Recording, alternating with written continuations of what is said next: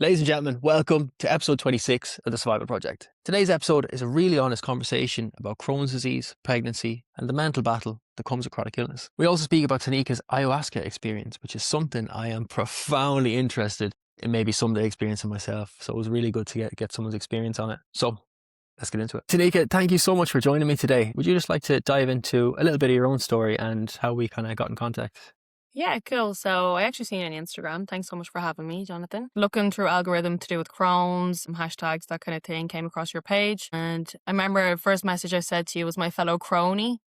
Uh, and I think that's how we kind of started chatting. But yeah, so I never really had any stomach problems until 2023. Never had any sort of an issue before. Don't know how it happened. Kind of had a lot going on at the time, and then got sick. Started off kind of going through a lot of emotions between work, stress, family, all that kind of thing, say around the February. And then in the May, June, I started to get sick, and then I must have had about 4 or 5 hospital visits before they actually gave me a proper diagnosis. So a lot of back and forth, a load of colonoscopies, endoscopies, all that. And then they eventually diagnosed me when I was pregnant. So 2024, I got diagnosed. So it was about 6 to 8 months of just treatment and kind of figuring out what I had. They thought it was ibuprofen at the time, so stopped taking that completely. And then I was like to the nurse, I was like, no, there's something wrong. Like, I can definitely feel there's something wrong. She was kept reassuring me that, like, just stop, don't take any ibuprofen, blah, blah, blah. And then about a month and a half later, after the first time, was back in. And then about 3 months again, back in. And then when I was pregnant, then I was 11 or 12 weeks and I got diagnosed. So A lot going on at that time. uh, Pregnancy and a Crohn's diagnosis. My yeah. God. And then I was opening up a food truck and left a really shitty job, and yeah, there was a lot going on, you know. Very stressful time. And symptoms wise, did you have symptoms for quite a while before kind of maybe the stressors of life got involved? Or do you feel that a lot of the kind of stressful times possibly brought on the symptoms? So I feel like it could have been a lot of anxiety and a lot of like thinking a lot before bedtime. It would have been like I'm like, oh, why is my job on my mind now? Why is the situation on my mind now? And then just being like, why am I thinking about this? Keep questioning myself, why am I thinking about this? And then surely to God, I'd fall asleep and then I'd be woken up in the toilet then 4 or 5 hours later. And that kind of that's how I first kind of started realizing there's something not right, is because like say 3 o'clock in the morning, I'd wake up, have to go to the toilet like urgently. Then I'd go back to bed for another half an hour, back up to the toilet. And this kind of went on for about 2 or 3 weeks before I was like, no, something's just not right. Like it was every night before I went to while I was asleep, it would wake me up. And then I'd be like that maybe 20 times before it would stop. Do you know what I mean? Yeah, I remember that. I remember the symptoms well. I know I'd be able to sleep through the night when I was younger, but the second I would get up out of bed, like to go to school, my parents wouldn't go look for me in the bed. I'd be in the toilet. They'd be like, when are you ready? I'd be like, oh, I probably have another 5 times to go. It's madness. It's madness. It's Yeah. mad. We kind of spoke earlier about just a little bit through your bio and kind of your life experience. And when we dived into it, we like not to go into anything too personal, and this is your story to tell. You mentioned that you had a lot going on in childhood. Do you think that your early years kind of started that anxiety and developed into maybe an overthinking sort of thing that maybe caused a domino effect that has led to symptoms and stuff like that now? Of course, yeah, of course. A lot of unraveled trauma, I suppose, when I was younger. Things that I just thought was normal, a lot of emotional, physical, mental abuse, I suppose. And at the time, I just thought it was normal. And it's only kind of when I got older and I got this, I knew my childhood was always kind of a little bit fucked up, but with when this happened, I was like, what's caused this? Like, where did this all come from? Do you know what I mean? And that's why I kind of mentioned about the ayahuasca then, because I don't know, was it the ayahuasca that kind of just had all this unraveled trauma that kind of brought it back up and was storing my gut? But I will mention before I did the ayahuasca, I did have gut issues for quite a while, for probably about 2 years before that. Just like the norms, you know what I mean? Like bad belly, bloating, hemorrhoids, that kind of thing. Yeah, I know ayahuasca is something that I've always been so intrigued by, but I've Yeah. done quite so much research into it. I was even in Peru and I was kind of going to pull the trigger on it, and I just didn't feel it was the space, you know, that kind of way. Yeah. I just wanted to be drawn to it rather than forcing the whole situation. Before you kind of took the deep dive to go down the aisle, had you kind of done counseling, a little bit of therapy, or did you figure, right, I just want to go right into something? So I never really was a therapy person. I'm kind of one of these people that I look, but I don't stare. I try not get really involved in things that would have happened in the past because I'm never going to get the answers for them. And the more that like, that's why I say look, but don't stare. Do you know that kind of way? It's because I don't want that to completely like take over everything. I just find myself I'll be down in the dumps too easily. Me, my therapy is going to the gym. I've always lifted weights throughout my whole 20s into my 30s. When I was pregnant, I lifted weights until the day I was in labor. I never stopped going to the gym. So that's my kind of therapy, and it always has been. Yeah, no, I get you. And physical exercise is a great way to fix the mind and focus on things to kind of take you out of mind and get you back into your body. I know myself when I kind of think back to a lot of stuff that has gone on in my own life that doesn't make sense. And you're like, I'm never going to get answers. But I suppose we look back to maybe see, have we gained an acceptance of it so that we can decide who we are in the moment? Are we letting what has gone on in the past be the deciding factor for how we behave now? Or do we look back, accept it and say, right, we are going to be who we want to be despite what we've gone through previously? I know myself, I've done to a lot of talking therapy, which I found absolutely excellent. But obviously, for people, what you have to do, what suits you and who you are as a person. When you went into the ayahuasca retreat, was it over a couple of days or was it just kind of a 1 day thing? So it was a 3-day thing. First day, I didn't actually feel anything the first time I took it, and then the last 2 nights I did take. I took it and I did feel. So yeah, very positive. Say the third night that I took it, a lot of crying. Oh, now it was happy crying, but it was a lot of tears. So probably like 2 or 3 toilet rolls full of just Yes. tears. I'm not even joking. They had to come around and check me because I was crying that much. So the ayahuasca is like, it's 10 or 15, like 10 to 12 hours. It's like a really long space. But it was really peaceful. It was really good. My sister actually just went and did it there 2 weeks ago. So it's Oh, interesting. Yeah, same place that I beautiful. went and did it as well. So Brilliant. interesting. Yeah. Yeah. Yeah, I was traveling recently and I spoke to a girl who's done it 5 times, and I was like, wow, I think I'm really love the courage to do it once, never mind Yeah. 5 times. But yeah, I've heard resoundingly positive feedback from it. Only 1 or 2 people have come to me and said, oh my God, I would never get into that again. Do you feel that you kind of integrated after it, or do you feel you'd like to maybe go back and dive back in? So no, I definitely want to sit with the plants again for sure. I do feel it was very beneficial, but like that, after you take ayahuasca, your heart is very open, and I don't think I went into good surroundings. It was an extremely stressful period at the time with, job, families, like lot of different other things going on, setting up the business, and I think that I don't know. Obviously, I can't say that the ayahuasca did this. Do you know what I mean? I don't think it did, but it definitely brought up trauma that was stored there. And then with everything that was going on, it just kind of led me into basically serious fight or flight mode because at one stage my partner at the time just looked at me and thought I was dead. Like when this was all going on with the Crohn's, he actually thought like this was it now. This is finished. Do you know what I mean? He Wow. got such a fright, he said, like.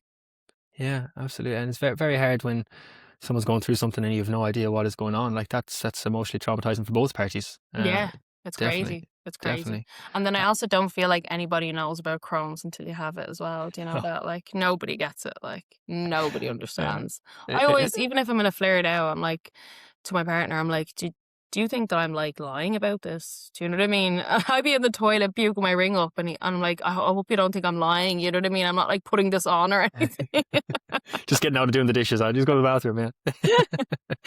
No, I think only when people live with people that experience it or have it yourself, you can really see the true effects of it. Because even when I first started sharing my journey, my friends were like, "We knew you were sick, but we didn't know that's what went on." Do you know? So unless Mhm. you're in someone's shoes or you're literally living in a home with someone, you can't really understand it. But that's the great thing about people coming on like yourself and sharing your story and sharing everything that goes on with symptoms, because you could say to someone who's just been diagnosed, listen to this podcast, or they can pass the podcast on to someone else in their life to try and explain it without them having a one-on-one conversation. Trying to explain what's going on in your own life is very very hard. Whereas if you can point someone in the direction of somewhere they can get the information without maybe you having to have a hard conversation when your health is at you, it's just a great thing to be able to do. So I always appreciate when people come on to share their stories. As for your own health at the minute, how's it going? Yeah, all is good now, to be fair. I don't know if you're aware of the drug Amjevita. Yeah. Yeah. So I started that in June and didn't want to go on it. So when I was diagnosed, I actually refused all medication when I was pregnant because I didn't want to interfere with anything. Yeah. Um, I'm not mad for medication anyway. I'm not mad for like doctors. I actually never mentioned to this. I feel like fasting. Now, I'm the type of person that I can't fast because I have weight on me. But with the Crohn's, how I used to kind of bring my flares down is I used to fast. And I really thought that that was beneficial to me. Now, obviously, someone that's, 6 stone, they can't fast Yeah. or whatever. Just like big, they can't. But yeah, so when I was pregnant, I obviously couldn't fast and I couldn't take medication. Well, I was supposed to take medication, but I stopped. I took it for about 6 to 8 weeks. I was on prednisolone when I was pregnant, and then just veered off it as quick as I could because I was reading loads of things. It was in my mind constantly. Yeah, the devil's tic tacs. The prednisone is a funny one. I know, and it's like it's a weird drug. Like it's Yeah. very very strange. And apparently it can induce psychosis. Did you know that? I've spoken to a few people I spoke to a woman whose daughter got admitted because she went fully blown psychosis from it. It's crazy, isn't it? Yeah. One of my friends, she was on it as well, and she said that it changed her mood completely. I used to love taking it because I used to go to the gym for 2 hours solid. It would Yeah, give you'd me be such a full energy. boost. Like I'd be like, oh, I can still stay here. You know what I mean? Like, whereas normally I'd be like 50 minutes. I'm like, get me out of here. It's crazy. Like false sense of well, I suppose what normal life is for like other people without chronic fatigue. You're like, oh, this is why people can go for 2 hours in the gym. Like I'm like, oh, this is what normality is like. But sorry, continue there. And that's the thing. Nobody understands about the fatigue that comes with it. I'm constantly tired, constant, no matter what. Like I'm always tired.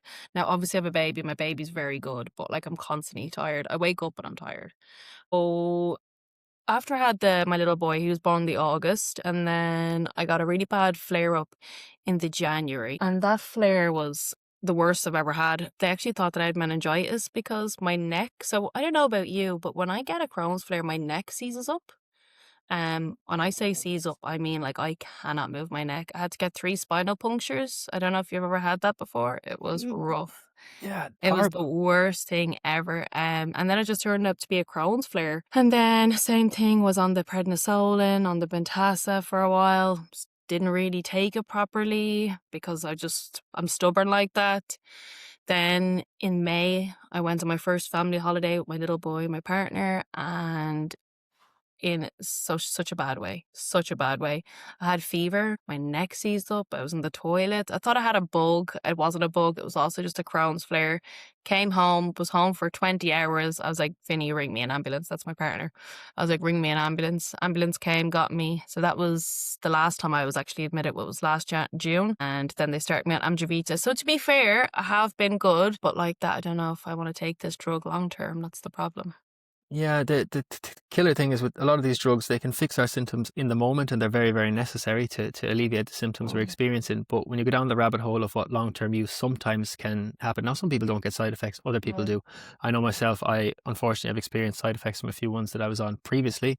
And I'm one of the unlucky ones, as my doctor always says, I'm the most complicated case they've ever come across because nothing ever worked. And I'd always get this kind of side effects from it. Like, so I myself, from my own experience, have I'd be wary, and you really have to know what you're getting in for. And what side effects understand did you get? Can I ask?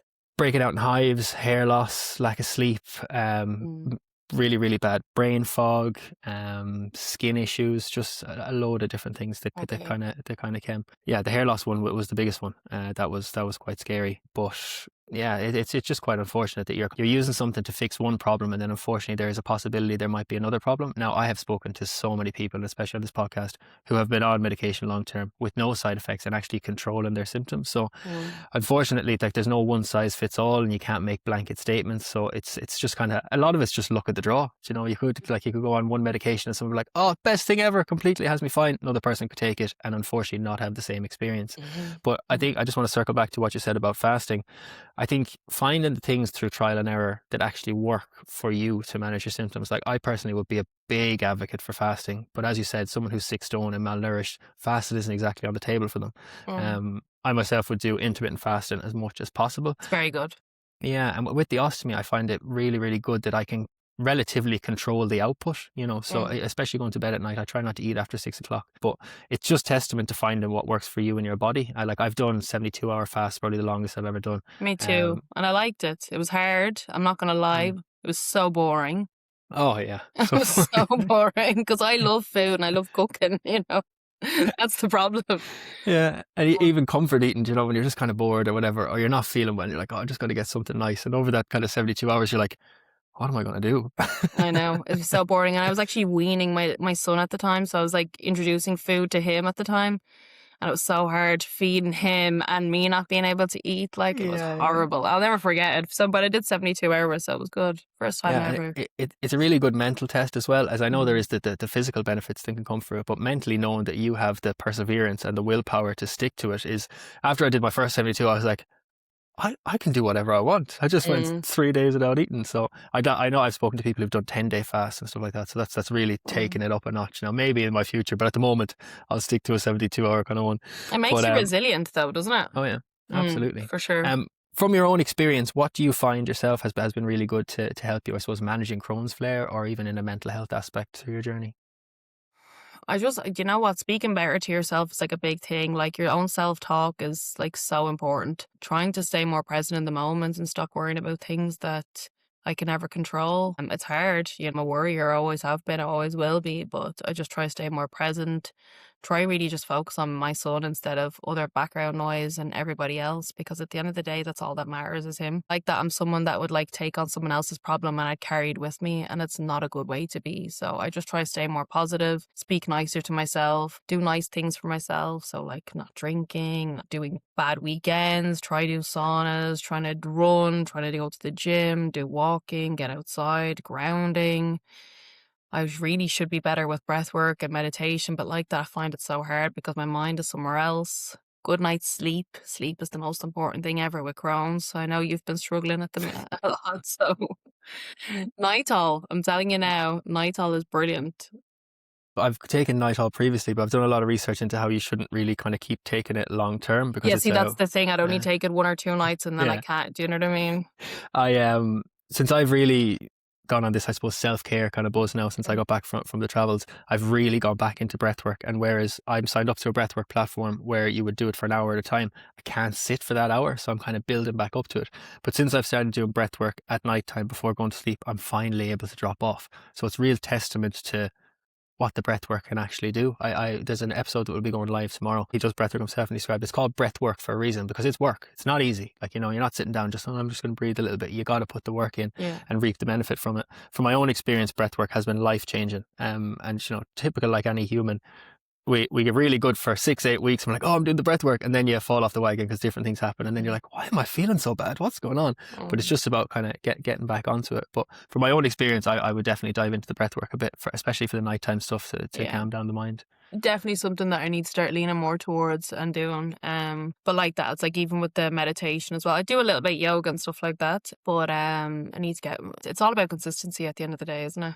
It's grand doing it a couple of times and feeling great, but it's keeping that up. That's the hard part, Yeah, you're only putting bandages on really rather than actually kind of fixing the issue. If you're just doing it like sporadically, like, I put my hands up and say that's what I do. Like when I build up a really good block of it, I see it in my life. So it's just about making sure you keep to the protocols.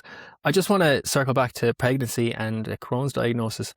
That must have been so tough. Were you flaring much during the pregnancy? So yeah, kind of was in the beginning. Found out I was pregnant about 5 weeks and then was constantly kind of in a bit of a flare, so just in the toilet a lot till about 11 weeks, so 6 weeks of in the toilet.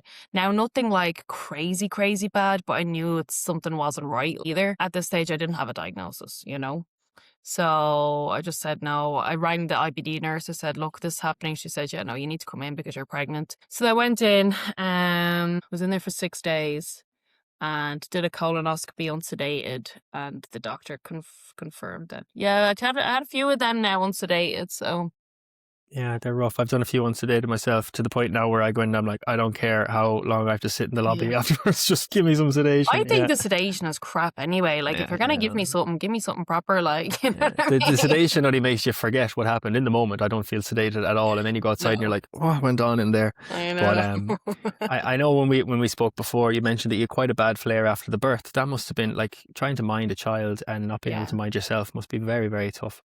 Very tough. And especially because I live down in Wexford, like all my family and everything is in Kildare and in Dublin.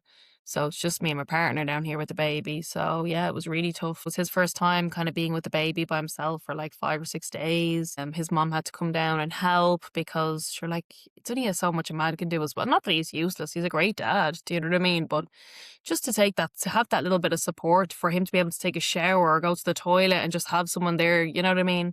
So, blessed that we had a little bit of family to come and help. But like that, yeah, so scary. Didn't really know what to think, to be honest. As I had spinal punctures and everything that time, so it was awful. It was a really, really, really bad flare. I don't know if you ever ever got that, but my neck, when I get a flare, and I don't know, is that because it's not because I'm not sleeping or what's happening. I don't know, is it a touch of osteoporosis? I know that they're kind of linked to each other. Yeah, Um, well, when you get diagnosed with one autoimmune condition, I think it raises, I'm going to get the percentages wrong, but anyway, it raises how likely you are to develop a second autoimmune condition. mm, And the likes of osteoporosis, especially to do with the bones. prednisone steroids. Yeah, like I don't know if you've ever got one, but getting a DEXA scan is great advice for anyone who's been on steroids long term, to just make sure that you have a measure to measure against your bones going forward. I got one there a couple of years ago, so I can't remember how often they recommend, maybe every 5-7 years. I don't know, that's just me now speculating. But having a baseline is probably the best thing you can do to make sure that going forward your bones don't haven't Deteriorate. yeah, exactly. And that's one Exactly. thing that they always used to ask me. So for those like 8 or 9 months that they didn't know what was going on with me, they always would ask me, "Do you have like sore joints?" And like I've always been so physical and all. I was like, "No, I have nothing like that. The only thing I have is stomach problems, like Yeah. stomach ache." That's how it first started. My symptoms was stomach ache and in the toilet. Then as the flares went on, so say for instance, I've had 6 flares since. Every single time I have a new flare, I get newer symptoms. Like the last time I had fever, I had chills. I was walking around Portugal with a hot water bottle in 25 degrees heat. It was a projectile vomiting. I had really bad GERD. I don't know if you ever had that before. Did you ever have that? I just get reflux. And so I had like this thing called GERD, and it literally feels like you're having a heart attack. It was Oh, most, I'm not even joking. And I yeah. said to the doctor, "Is that normal?" He's like, "Yeah, it would give you the symptoms of having a heart attack because it's all here." And oh, it was really, really, really scary. So yeah, as the flares have gotten, and that's what I suppose that's what kind of just made me like bite the tongue and just say, "Look, I'm going on a drug and it's working. I'm not really getting much side effects, but I'm also worried about what it's doing to everything else." You know what I mean? Yeah, I definitely know myself, but to know that it's working is obviously the first thing. And then the Mm, second thing is to make sure that, you try and remove yourself from the worry and just focus on the positive of it. Because I exactly. feel, yeah, I got so afraid of medication at one stage after hair loss and different things. I nearly went into taking every single new medication, like, oh, what's this one going to do to me? And Mm. possibly I would have been my own worst enemy in bringing on symptoms Yeah, because I was so because focused your on them. your Yeah. mind, it takes over, you know what I mean? You're Yeah. too self-aware basically, you know what I mean? You're not actually going with it, you're letting it control you. No, I totally understand because that'd be me as well. So you're a worrier then, yeah? You worry. Oh yeah, Yeah. yeah. Worrier from, I suppose I was not a worrier as a child. I was No. very carefree and whatever. But as you get older and like I suppose life kicks you, you start going, oh crap. You learn that problems may arise. So then you start looking for problems in different places. My Crohn's has probably changed who I was. I remember being a child being quite carefree, happy, quite confident, and then a chronic illness diagnosis at any age can change who you are completely because you Go. have to obviously adapt and change to try and fight this unknown disease that is now controlling your life. So I wasn't a worrier, then became a worrier because I was always worried, being like, oh my God, am I going to reach the toilet in time? What's this medication going to do to me? So it can change who you are, unfortunately. For you yourself, since diagnosis, have you kind of felt it has changed your identity a little bit? Yeah. And especially because I don't know anybody with it. Well, I do, but no one close to me. I don't have any friends that can relate. I feel like people don't get it, if you want my honest opinion. Like even with close friends and family, you'd be like, "Oh, I'm in the shitter," like, but they don't actually understand, okay, she's actually bad. Do you know what I mean? And that's what I feel is the hard part about it. Yeah, it might look all right on the outside, but it's what you're going through with the inside. And then just the worry of like, shit, when am I gonna have another flare? Yeah, chronic illness can just induce a constant state of anxiety and fear of the future because you have obviously had a bad past with it, and currently things are good quite now. Absolutely, that's amazing. But obviously, when you do live with chronic illness, the future is uncertain because you're kind of Mm. waiting. Is this medication going to stay working? Is stress going to bring on a problem? So it's definitely kind of circles back to doing all the self care and things for your mental health, whether that's going to the gym, doing a little bit of meditation, trying to get out of your own mind to be present in the moment. Since you've had your little boy, has that kind of changed how you view looking after your own health? Yeah, 100%. So having him, well, I worked out throughout my whole pregnancy and I was actually extremely healthy with my pregnancy. So I was really focused on diet. I went and did a nutrition diploma when I was pregnant. Just got really, really fascinated with eating right, making better food choices, cutting out refined sugar, all that kind of jazz. So I was really did well when I was pregnant. And then now I'm number one at the end of the day. Unfortunately, I have to look after myself to be able to look after him. And if that means me escaping for an hour and a half every day to go to the gym so I can, that is my therapy at the end of the day. It has to be done. And my partner's good. Like, he knows that I need to prioritize that.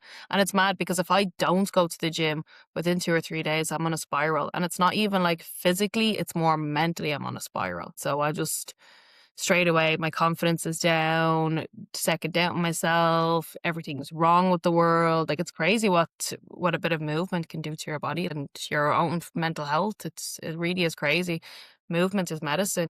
Yeah, absolute fact. And you have to prioritize yourself to be able to prioritize everything else and be able to prioritize your son, because if you are not healthy or able, how could you possibly give him the care that you want to be able to give him? So you're dead right to find the things.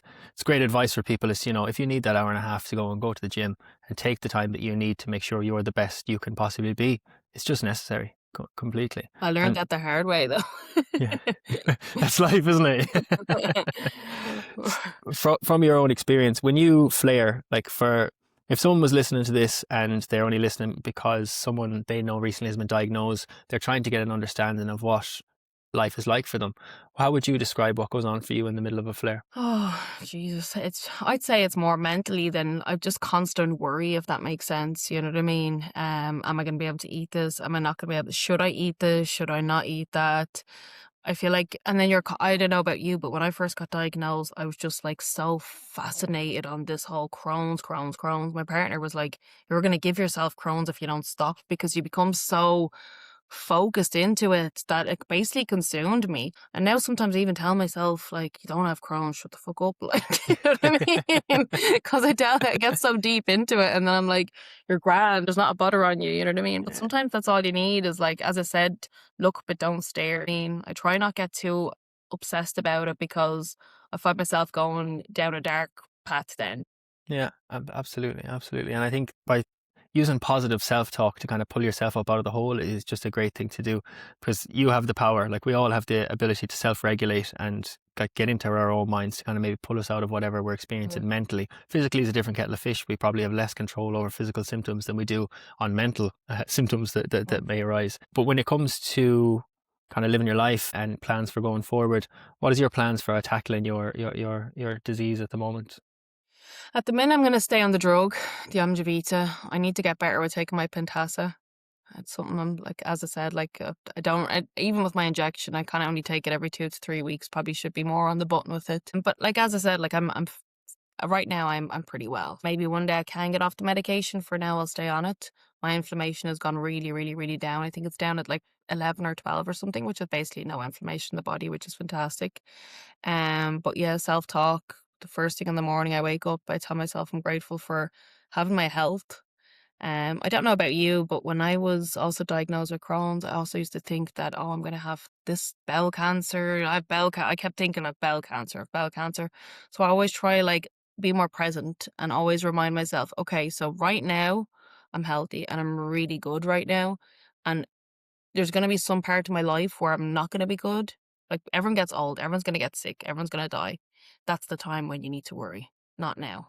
Don't worry now, because now's your prime. So just speaking nicer to myself, being kinder to myself, being more patient with myself, understanding myself. I think at the end of the day, it's all about self-love, and you need to have that.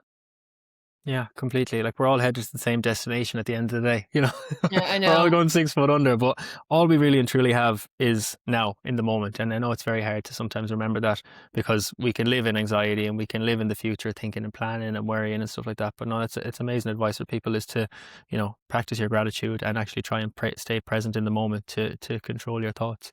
No, that's fantastic. For anyone who is possibly listening at the moment and they're going through a pregnancy and they're going through kind of gut health issues, maybe they've previously had a Crohn's diagnosis, is there any advice you give for them? Focus on micronutrients instead of macronutrients, which is a main thing. Making sure whatever you put in your mouth is dense in vitamins, minerals, nutrients, all that, because obviously our bodies don't digest it as well.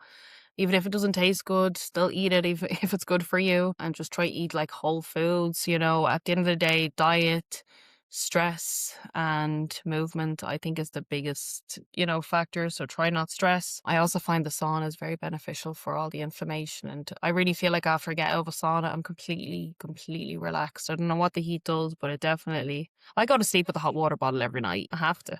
So anyway, I get a good night's sleep. But like that, just, I don't know, like just hang in there, try not worry. It's hard not to, and it's easier said than done, but No, it's great advice. I know when you're yourself are experiencing a Crohn's flare, and it kind of takes over your whole life. What would you love for people to be able to do for you in that moment that could best support you? just be patient and just understand. It's hard, as I said, like to be telling people that I'm not like faking this or anything. I always just think that everyone thinks I'm faking it. And I'd be in hospital. I could be in hospital for a week at the time, but still, I'd be like, "Oh, I promise you, like I'm being serious." Like the doctors would be like, "They don't keep you in here for no reason." But yeah, just support. I suppose anybody who's gone through any sort of like stomach problems or any sort of health problems, you just need to be supportive and be patient with them. Yeah, absolutely. Knowing someone is on your side and knowing someone has patience with you for what you're experiencing, so you don't feel you have to be explaining or have to be saying, I'm not cogging, I'm not making this up. Because that's an extra added pressure when you're already going through what you're experiencing. So I know myself in my own journey, being very honest with the people around me, even though they might not understand what I'm Mm. saying, you have to speak your truth and you have to be very honest about the symptoms you're experiencing. Sometimes it's a bit of an overshare, but you have to kind of give that bit of an overshare because Crohn's and UC and gut health issues, they're an oversharing conversation because we're talking about our bowel movements. It's not exactly the nature of, polite conversation, but to make sure that someone understands and can support you best, I think honesty and clarity is definitely the best route to go. Definitely, 100%. From your own experience, is there any advice that you'd love to offer to others? Just look after yourself. It's the most important thing. As I said, even if it means taking an hour and a half out of your day, to make sure you prioritize yourself. Because if you can't look after yourself, you can't look after anybody. And just exercise. I always say to people with Crohn's, I'm in a lot of like Facebook groups with people with Crohn's, and it's like a lot of older, overweight people, and none of them would ever do a little bit of physical activity. And I just think that if you have any sort of, I think everybody should be doing some sort of physical activity. And I don't mean going to the gym and lifting weights, you could be walking, but I do think it's important. I feel like if, as you said as well, all these other diseases come with the first autoimmune as well. Once you get one thing, like I'd say I'll probably get osteoporosis, even though I lift weights and everything, just from that neck thing that I get, like the doctor said, that could be a touch of it, you know what I mean? Which is scary enough to think that. In the sense of being scary, I would also say having a knowledge of what could possibly come in the future allows you to put the foundations in place to negate as much of that as possible. So as much as it's like, oh shit, this is so scary, if you have a feeling that you might be experiencing a certain symptom, at least now you can arm yourself with as much knowledge as possible going forward, that God forbid it actually does become a reality, you're quite educated on it, or maybe you've started on supplements or different things to kind of maybe prevent that going forward in the future. 100%. Yeah. 100%. Now, one question I tend to throw at everyone, because the answers are so, I won't say wildly different, but it's always a great intro or an insight into the minds of everyone that comes on the pod.